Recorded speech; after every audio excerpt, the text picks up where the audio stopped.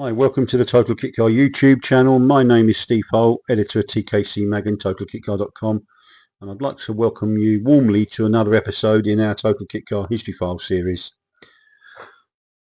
Straight in today, we're going to be talking about a brilliant engineer designer, one of the best the kit car industry has ever seen. A very nice chap called Richard Oakes, and if you've been around the industry for a while, you'll be aware of his name. If you've been around it for a little bit longer, you'll be aware of just how many household name kit cars the man has designed and been involved with. And if you're new here, then welcome. You might have been looking for a video on how to tile your bathroom, and this one popped up in your feed, but you let your curiosity get the better of you, please, and we'll try and gently go through and maybe educate you on a guy called Richard Oakes and his importance to the UK's kit car industry, which at the time of writing, talking, celebrates 75 years of existence in 2024. And that's kind of in a nutshell what we do here at Total Kit Car YouTube channel. We highlight some of the great cars and designers that have appeared in the industry over the years. Anyway, straight down to it. I know these videos have got to be, really don't need to be much more than half an hour or so. This one may run over a little bit longer, but stick around, it'll be worth it, I think. But I will try and keep it tight and to the point. Although I be aware that I've never used 50 words, or 500 will do. That's one of my failings, I think. But there you go.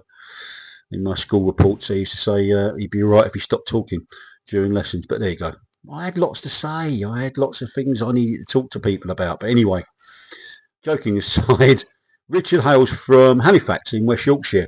And I think the reason, I'm not sure if it was the sole reason he was born in West Yorkshire and Yorkshire in general, is because his father worked, Harold Oakes, was one of Britain's best known commercial artists, and by all accounts was a gifted painter.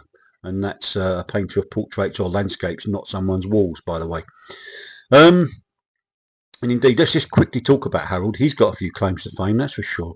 And it's clear where Richard got his love of art in general from, I think. He worked for Macintosh, the confectionery company, household name once in England, based in York, I believe, which is England's, I guess, is England's chocolate capital. I think Terry's were based there, and so indeed were Macintosh and others as well, I think. And he works in the art department, and he's responsible for, I guess, household name of Quality Street. He's responsible for the logo, the branding, the packaging. I think back in the day, they used to have proper metal tins, and they used to have street scenes, Victorian street scenes on. I think he did those. That was in 1936. In 1938, he did the same thing for Rolo, the packaging, the logo, and the branding. That was all Harold's work.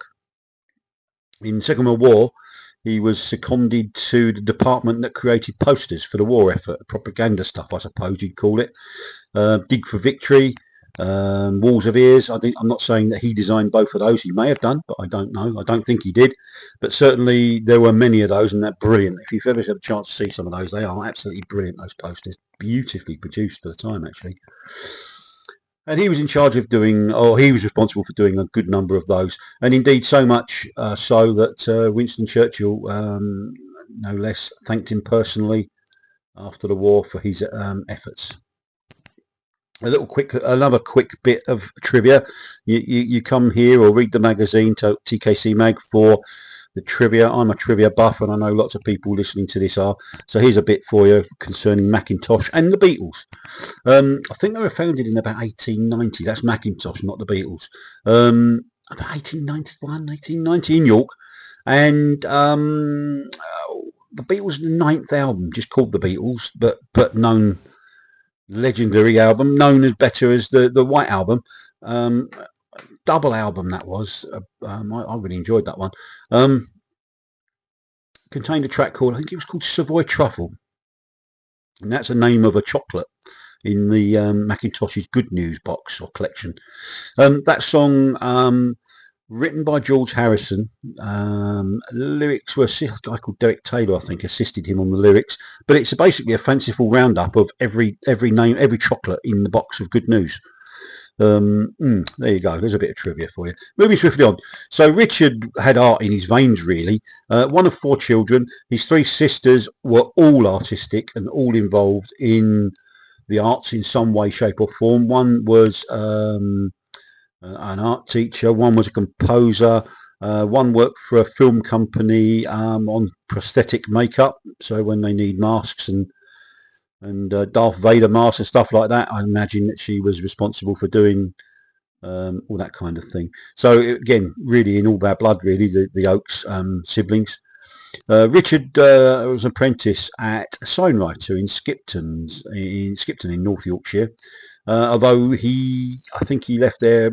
I think he was 19, something like that, and he left there. He said he wanted to leave Yorkshire because he wanted to develop his career, and he didn't think he could do so in Yorkshire, beautiful county though it is. And so he applied for every automotive company that he could find, mainstream and small, and aftermarket companies too. He got no replies apparently, apart from one, and that was from a gentleman by the name of Adrian Evans, late of Davrian Developments in North Street, Clapham in South West London, who were at that time that was 1968, were a big player in the UK's kit car industry. He wanted to be a designer, but Davrian didn't really have a job as a designer, but he did get stuck into doing price lists, brochures, and I think your poster, funny enough. And as he said, though, a small team, everybody was expected to sort of muck in and get the job done, whatever was needed. Incidentally, a young salesman at the time who Richard became friendly with was a young chap called Peter Philby, no less. And we all know what he went on to do. And indeed, if it wasn't for Peter and his magazines, I wouldn't be doing what I'm doing today. And indeed, not for the last 40 years anyway. But moving on again, I think Davrian were doing well at the time, very well, in fact. And I don't think he designed any particular model that they produced, but he was involved in elements of builds and design processes.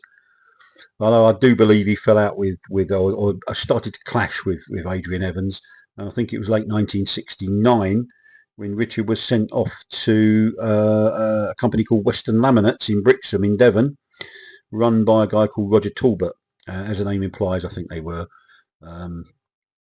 general glass fibre laminators, manufacturers. Judging by or according to where they were based in Brixham, I would think there was a lot of boat work, marine work involved in what they were doing. But anyway, Richard was sent there to sort out a crashed Davrian, had a fight with another car or a tree or something. But while he was there, this is early 1970 by this time, and this was the beginning of, I guess it was an 18-month, 2-year beach buggy bonanza in the UK. I mean, we're nothing like the on a par with America. US, certainly in the California area, was awash with beach buggies, and the Manx was the instigator of all that, really, without doubt. And I think Roger Talbot wanted to be part of that scene, so therefore he commissioned Richard, who became an employee at Western Laminates by that time, to design a beach buggy, and it was called the Tramp, and it was really good. Long wheelbase, so the Beetle floor pan didn't need to be modified like most, which meant it was a long wheelbase buggy, really, which meant 2+2 seating. And sometimes a 2+2 version of a buggy can look a little bit ungainly, a bit too long. Not so with the Tramp, bearing in mind it was the first proper design that Richard had done car-wise. I think it gave great clues to his ability and to what would come after, and also his attention to detail, which is legendary, really. So the Tramp buggy looks very, very. I think it's really cohesive even now. Didn't have the pleasure of driving one of the 75 made. I spoke to a chap at a show about 5 years ago who told me that I got a feeling he might have worked at Western Laminates, maybe. He reckoned it was a really good car to drive, actually. But anyway, I think after a while, I'm not sure if Roger Talbot had decided to pull out of car manufacturing or what, or whether Richard just wanted to go back to the bright lights of London again. But anyway, he did that, and he took 2 part-time jobs to earn his living. In the mornings, he'd work in for a company in Brixton, run by a guy called Bob Evans, who was, again, early 70s. The UK was awash with companies producing glass fibre front ends, rear ends, misses, hard tops for your convertible, you name it, in fiberglass they would make it.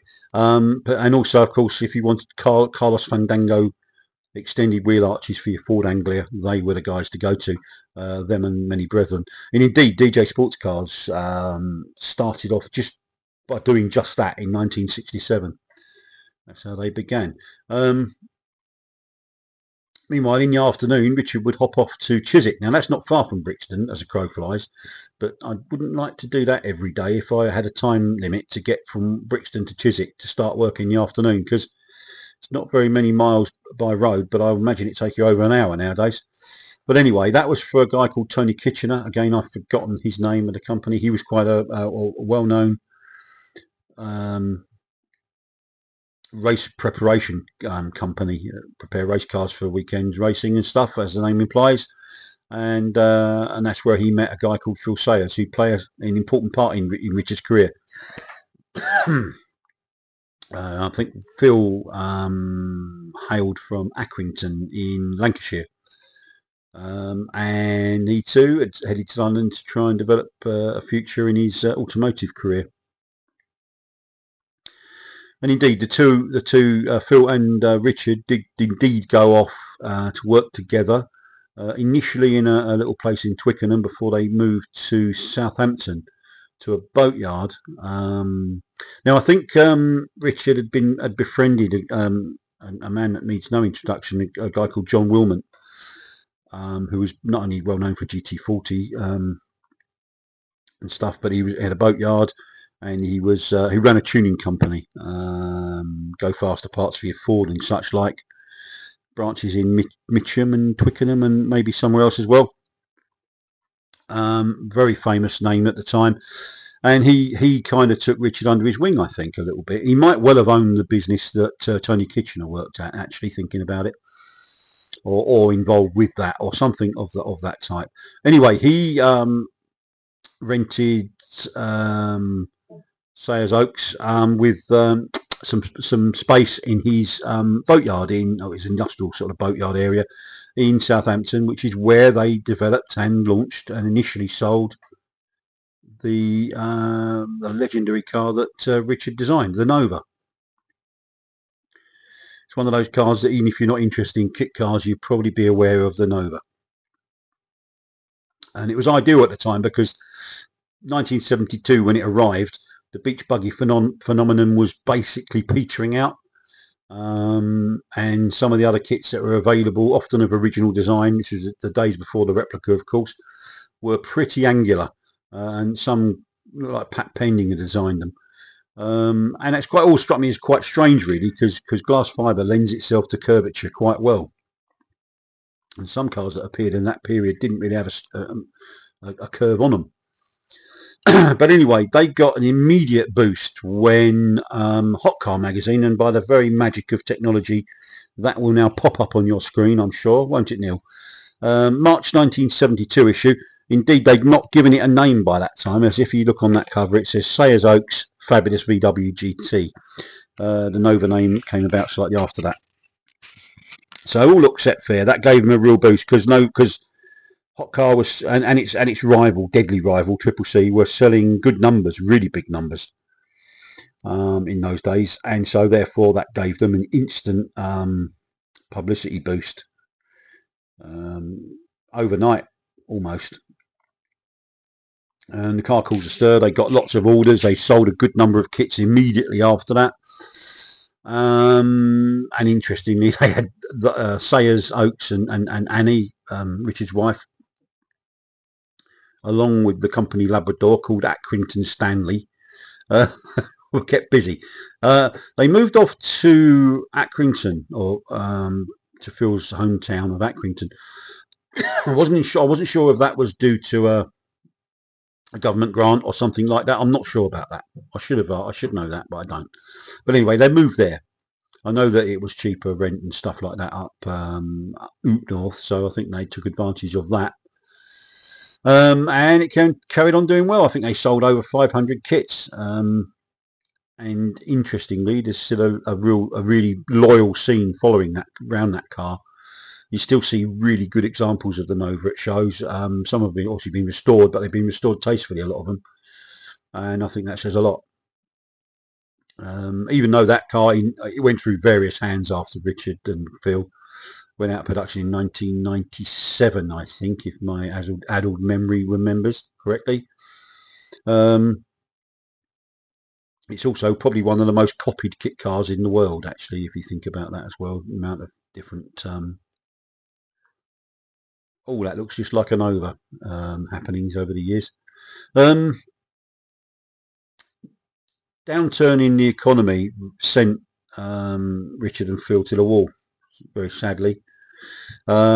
Richard came up with what was a brilliant idea. It was called a trailer tent, and literally that. It was a trailer, had your tent on the back, which when you arrived wherever you were going and fancied a bit of camping, you undid a few catches and it popped out into a tent, and you could just, well, there you are, trailer tent.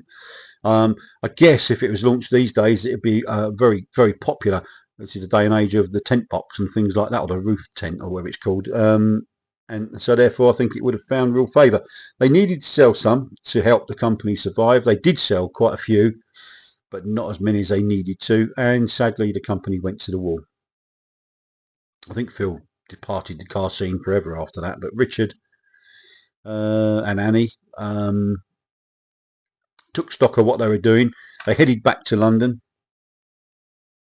Once again, Richard he applied for various jobs, did some freelance work to keep the wolf from the door. He also applied to various motor manufacturers, and he was offered interviews by several, but Rover was the one that interested him, and he applied actually to work at Rover as a modeller, I think, clay modeller.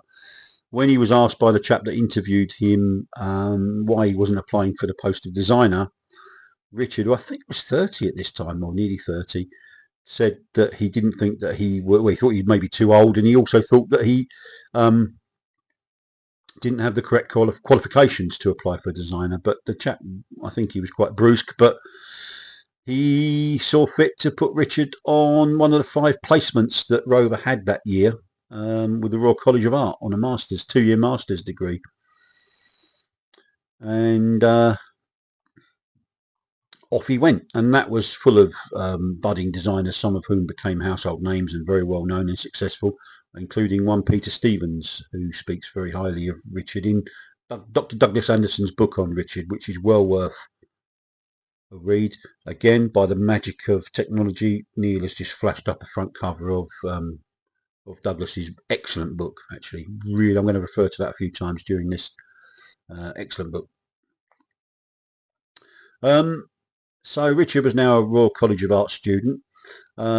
Second year, he was offered sponsorship by Ford Motor Company, which I think definitely upset Rover.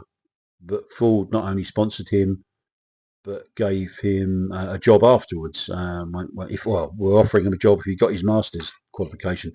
Second year, I think he wasn't around very much because he was designing what became the Midas. And I think one day he was called in by his head of year and asked why he wasn't attending lectures and such like, and he said that he was working on his degree, the piece of work that was going to determine whether he passed his course or not. He didn't tell the guy what it was, but clearly it was good because it was the Midas and he got a master's degree. Guy gave him a warning, I think, and told him that it better be good, and of course, as we all know, it was good. And it was the Midas that got him his master's degree, I believe. But anyway, he was working at Ford, and it wasn't for him. He said it was too regimented and restrictive, and it just wasn't for him. He did work on some designs. I think he worked on something that became the Ford cargo truck, and of course the Ford Sierra. I think he did some elements of that, maybe and maybe even things like window winders or things like that. But certainly he was involved with the Sierra. But I think the life of filling in requisition chits for new pencils and working in a windowless office were too much for Richard. There's a free spirit that is Richard.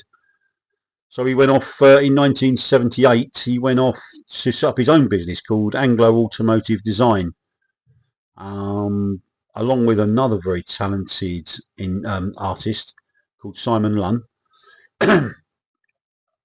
And they were called Anglo Automotive Design, based in Olympia in West London. Whole host of commissions, not all kit car stuff, not all car related. Indeed, flowed in some work for JCB on a cab interiors for them. But these commissions were attracted by Richard's growing reputation as a designer, who just happened to have some plenty of innovation, flair, and just talent, really. He was doing the two of his most notable kit car creations arrived at this time, actually. Definitely Richard's biggest seller, although it was designed for another company, of course, the Dutton Sierra. Tim Dutton commissioned him to come up with what became his joint biggest selling kit with the Phaeton, the Sierra, which was the first kit car utility stroke family vehicle to appear on the market.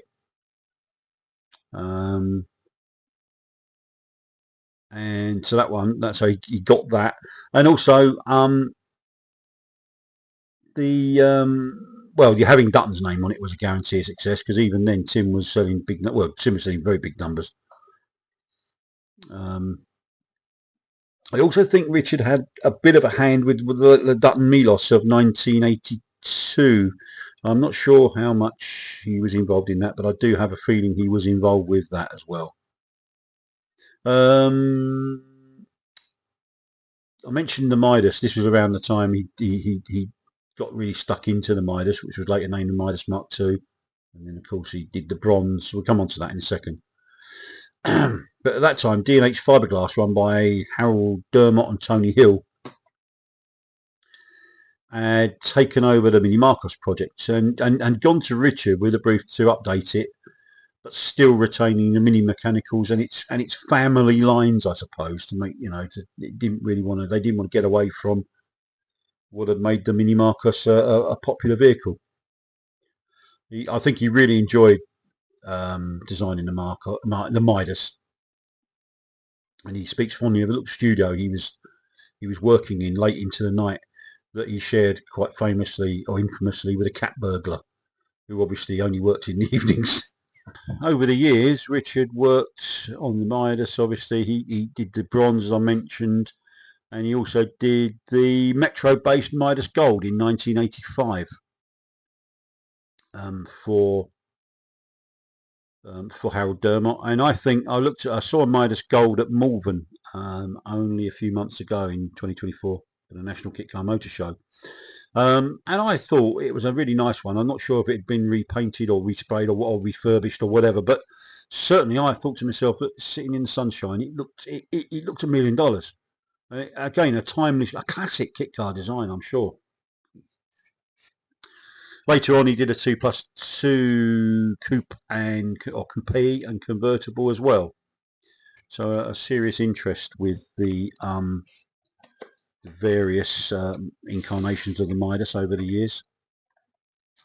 An interesting project arrived 1981 called the Jiffy, a brilliant little utility that could be basically a chassis cab kit that enabled the customer to choose from a pickup, flatbed, or a van rear section. And that was done for the well-known trailer company called Indispension. And over the years, I've actually spoken to a few. In fact, I've hired a couple of trailers from them, and I've spoken to a few of their people. And I say, "Oh, shame you don't make the Jiffy anymore." And they've all looked at me kind of in confused state. A lot of people, they don't even realise they did the only vehicle they actually did was a thing called the Jiffy. 1982, I think it actually appeared. Sold 12 of them. And I think the reason they stopped doing it was the sad, tragic death of Indispension's then boss. I think they did about 12. Richard has a fondness for that one too. A cracking little thing. Um, he then did a project called the Micro for Dr. Richard Jeffcott, was it? In 1984. One of several city car projects that Richard's designed over the years. And even though those that I've seen have been very pretty, he's never really had one that's an area that he's never really cracked, which is a shame. Um, Mid 80s, 1985, saw him engaged by the GTM incarnation of GTM that was Paddy Fitch and the late Peter Beck. They'd become a little resting home for some. They were a big manufacturer of kit cars at that time. The GTM coupe was selling in big numbers, but they'd also become the home for poorly kit car companies that had run into trouble. Excuse me. So therefore, at that time, they acquired the NG projects, or half most of them, and they also acquired Midas, which had run into trouble as well. And this led them to Richard's door to do some updates on. Well, I mentioned the 2+2 convertible earlier on, the coupe, but they also engaged or commissioned Richard to. Well, it was a very hard act to follow, the GTM coupe. The result was the fresh, clean lines of the Rossa. In 3 incarnations, actually, ending with a brilliant K3 version, which was based on or powered by K-series engine, hence the name. But it was the Mark III version of the Rossa. Each one, you could clearly see the resemblance, but each one was beautifully evolved and evolution of the previous one.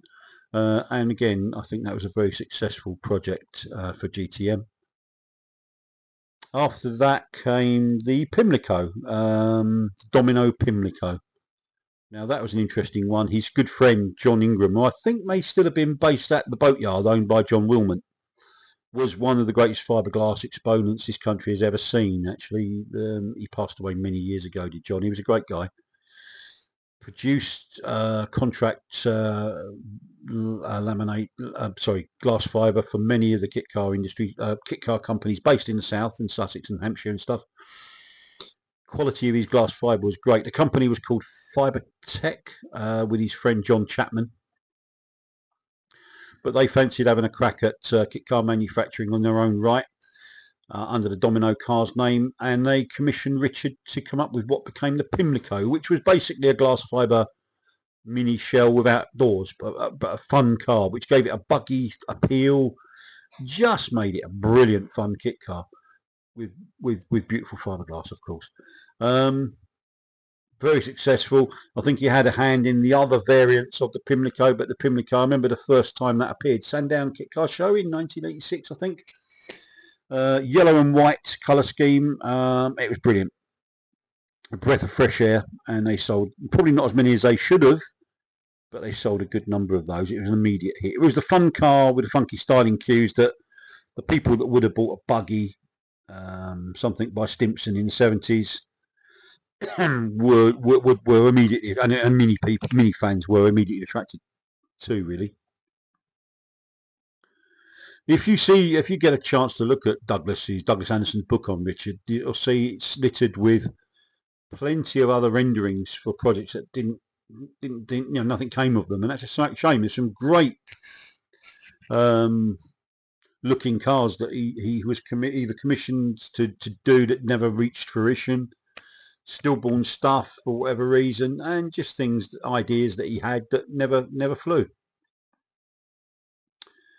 And this also they did another city car called for a company called AVT, called the Eco. That was in 1986. That's a pretty little thing. Didn't really fly as intended. He also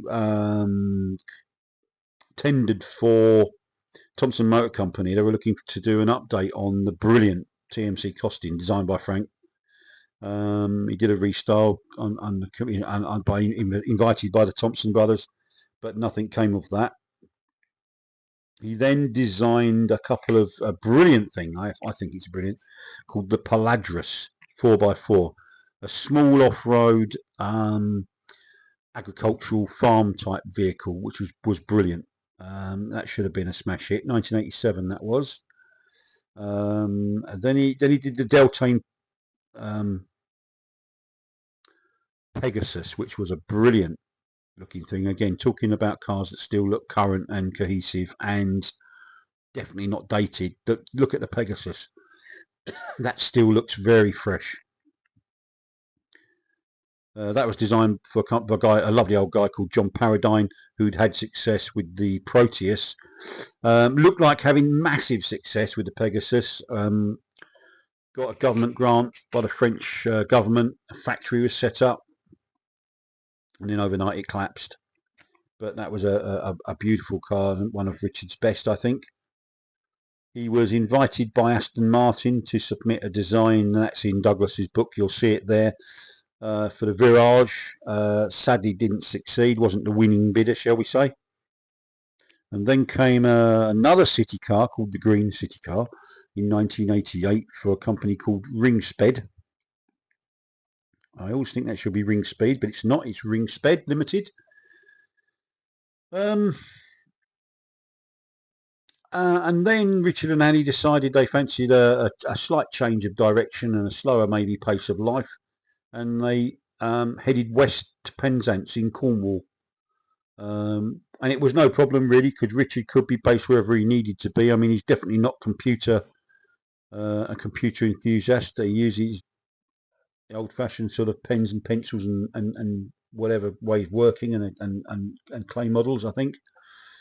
But he doesn't. For what he did, he could be remotely. He could operate remotely, so it didn't matter where he was based really. He was working freelance. And he also fancied, he came up with a trilogy of vehicles that became, well, under the Blackjack name. Now, you're going to say there was only two Blackjacks, Steve, and there were only two, the Avion and the Zero, but there was actually a first one which was still born, called the Super 8, which was a little fun four-wheeler. And there's a rendering of that in Douglas's book too. Shouldn't overlook, got to take a step back really, because he was back with GTM again for another two projects. The brilliant Lotus Elise rivaling GTM Libra, clean sheet design, absolutely fantastic. And a short time after that, the Spider, which, as the name implies, didn't have a roof. Mid-engined, very GTM in its construction. It was just what GTM were all about. It looked nothing like the GTM Coupe or the Rossa, but it was still clearly a GTM, if you kind of get my meaning. Two of the class was one car really, but the Libra and the Spider were arguably two of the greatest kit cars of that time, really. Usually K-Series powered. We did one for a project car for TKC Mag, a Spider, famously or infamously in turquoise, which we liked. Some people didn't, but we did. But we fitted a Honda in that, and that was a fantastic car. A photo of that will magically appear right here. And certainly GTM, or that incarnation of GTM, did very well with the Libra particularly, and the Spider. But anyway, back to Richard, and he was doing the three-wheeler. He fancied doing a three-wheeler. He'd never done one. He was fascinated by them. It was a style of vehicle, as I say, he'd never done before. Saw it as a fresh challenge, which I think is what he needed. In his little workshop in Helston, in Cornwall, not far from the Lizard Peninsula. And I guess there's two trains of thought with trikes. You've either got the 30s style inspired by Morgan F Sport type, or you've got the modern styling, shall we say, Grinnell Scorpion type modern styling. For me, I love a three-wheeler.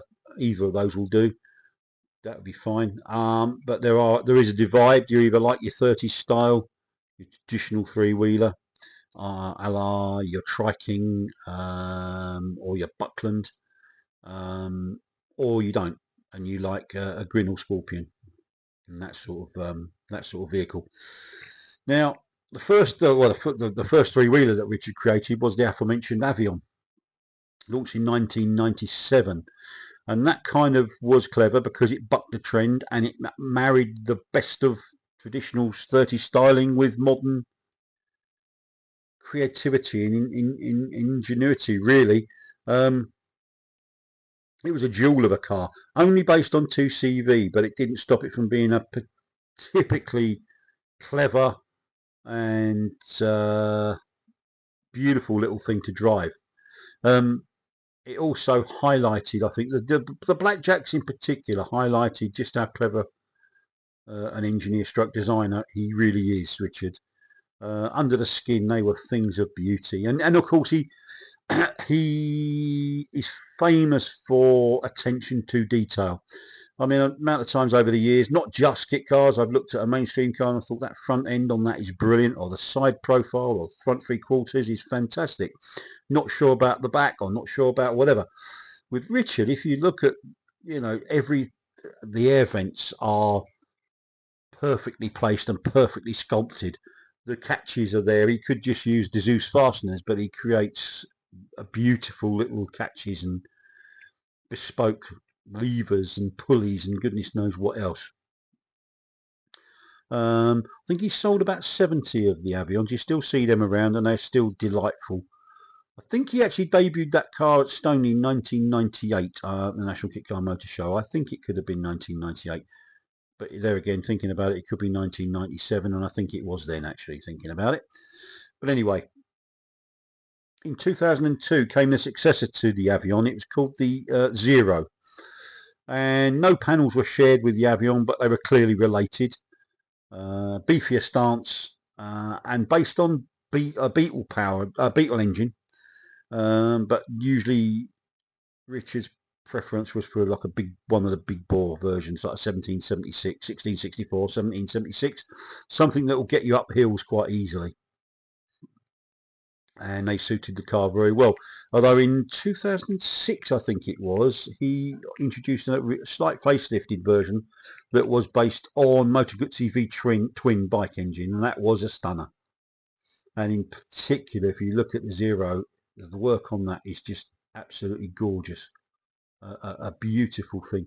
I had the pleasure to drive a lot of Richard's vehicles over the years, and I'm a big fan of the Avion and the Zero in both of its incarnations. I remember doing a three-wheeler group test at Blighton Park in maybe 2012, where we gathered together every three-wheeler that was available on the market at that particular time. It was a great day, really, brilliant day. Andrew English of the Daily Telegraph was working with me on it, and it was a great day. And what stands out for me is Richard and Annie brought along the Guzzi powered Zero, and it was absolutely beautiful. I remember driving that one vividly. But there we go. There we go. One final chapter, I suppose, which is still to fully, I think, see the light of day properly, was a project I mentioned. Dr. Douglas Anderson, a little while ago. He's been working with Richard on a little project called the ADO, which Sprigget type car, pretty little thing, typical of Richard, powered by motorcycle superbike engine. I've seen mock-ups of it, I've seen parts of it, but I've not actually seen a completed vehicle yet. I hope to in the not too distant future. And that is sadly the last of Richard's designs. One other thing we've got to mention is his Trigger handbrakes, a little business that he may well still run. He might do, he might not. You never know, Richard. He might have taken the decision to retire from that. I'm not too sure. But anyway, it's called Trigger handbrakes. He'd noticed a gap in the market for a range of stylish handbrakes rather than I think he took the view that lots of us do, I think. A beautiful interior on a car that someone spent a lot of money, time and thought on, sometimes let down by a donor car handbrake and that gator thing that they have. And as I say, it otherwise lets down a nice presented interior. Richard noticed that and he decided to do something about it. So he came up with a handmade, typically stylish range of stainless steel handbrakes. 5, I think, were available in the range. Not too expensive, not cheap, but not too expensive. I mean, I think it'd be about 100 quid now for the full kit. And they were tactile, they were functional, and they were just a nice solution to a traditional age-old black plastic handle with leatherette gaiter. Produced from I think Richard designed them, he hand built them from the components that he had made by a local toolmaker company or CNC shop, and they were produced from 304 316 grade stainless steel. Parts were laser cut and then TIG welded to aviation standards. I think you could buy one to suit a like 7 type car. Cobra replica could have one fitted. Anything with a flat 4, which gave it a nice sleek low profile. Classic mini fans were catered for.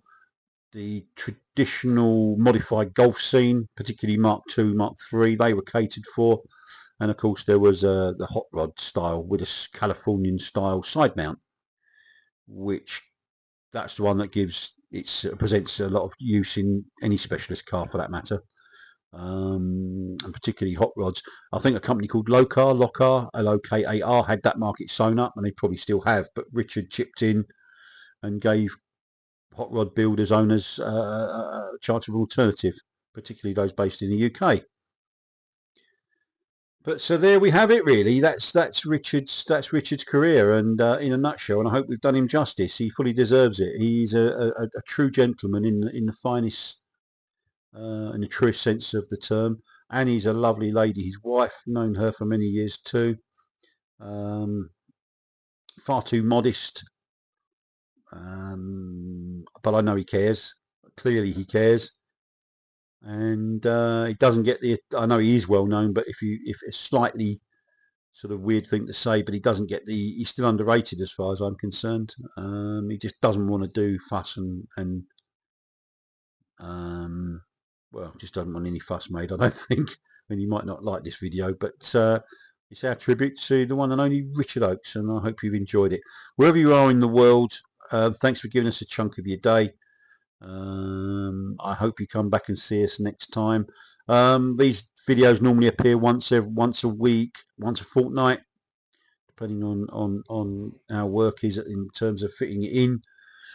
You may not think they've got any design to them, but there's a bit of research goes into them, believe it or not. I like to have some of the beautiful photos that are in our archive that wouldn't normally see the light of day, sadly.